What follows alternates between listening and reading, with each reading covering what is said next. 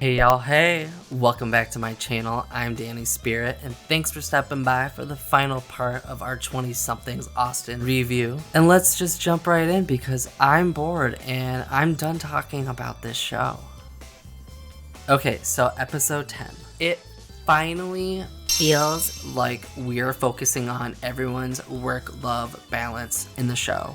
Or at least just like dabbling in it. Now at the end of the show, Kamari's finally looking for a job. He calls some agencies, he gets an interview pretty quickly, and then after this like amazing, beautiful photo shoot, and I mean there should have been more of this throughout the series, he gets it. He gets the agency gig. He gets actually full representation in the state of Texas, which is a big thing for him, and he actually gets to stay in Austin now. So Natalie and her date from the last episode, Zach, now join Kamari and Roxy on a double date going like miniature bowling. Again, a very sus setup. And it seems that Nat and Zach are going well. Looks camera shy, to be honest. Then things kind of turn for a worse for Natalie. So the roommates have a little house party. They invite Zach over. Zach comes over. Natalie and Zach bang. And he ends up ghosting her, but she never hears from Zach again. Kamari and Roxy are hitting it off, and then bang.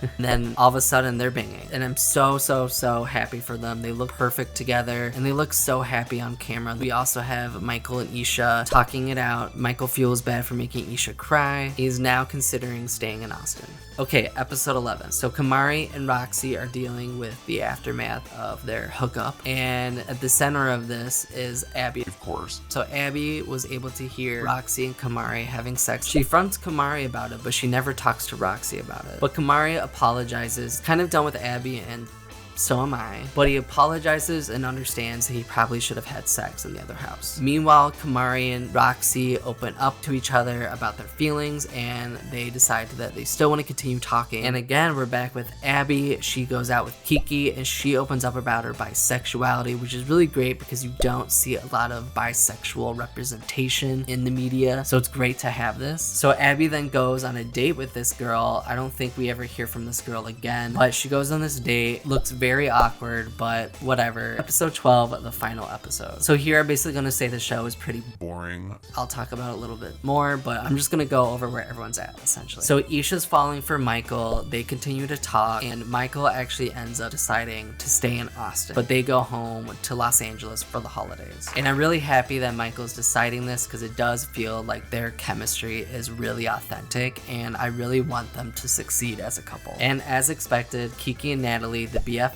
are going to be roommates, and they're going to stay in Austin together. Natalie had to call home, and she was afraid that this was going to be a difficult call. Her parents didn't seem that upset, so I'm really happy that she's able to start this new chapter for herself. With Adam, we really didn't get much from him this season, but he did get a promotion after this successful happy hour, and now he's going to represent all of Texas for his company, which is a huge promotion. He's staying in Austin. This is very exciting as well. And Abby is also choosing to return to Austin because she has that bartending gig. So no one's moving home after Bruce. It looks like they're all coming back to Austin after the holidays. I'm so happy for them. It does look like Austin from, you know, an outside perspective, like a nice, cool, fun city. So I'm happy that they're all experiencing that, and I'm happy they're all staying. But this show is really boring, and it had its cute moments, but honestly the main takeaway that this is literally the most boring reality show ever. Like, I'm almost thinking it was so boring that they had to set up these pre-scripted scenes, and it wasn't COVID, it was the fact that the whole thing was just so